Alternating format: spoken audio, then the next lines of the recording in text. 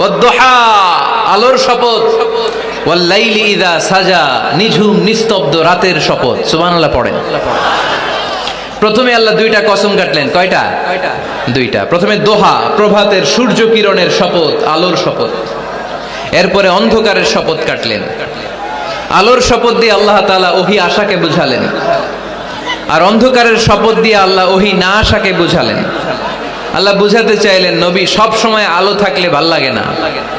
24 ঘন্টায় যদি সূর্যের আলো, এখনো সূর্যের আলো, সকালেও সূর্যের আলো, খালি আলো আর আলো, ভাল লাগবে? কথা বলেন না কেন? আবার 24 ঘন্টায় ঘুটঘুটে অন্ধকার, কোনো আলো টালো নাই, ভাল লাগবে?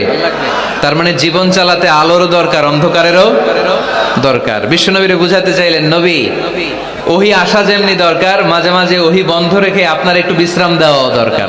সুবহানাল্লাহ পড়েন। সরকারি চাকরি যারা করেন, সপ্তাহে কয়দিন জব করেন?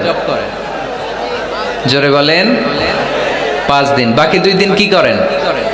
বিশ্রাম নেন, ছুটিতে থাকেন। 7 দিনে যদি কাজ করা লাগতো, ভাল লাগতো?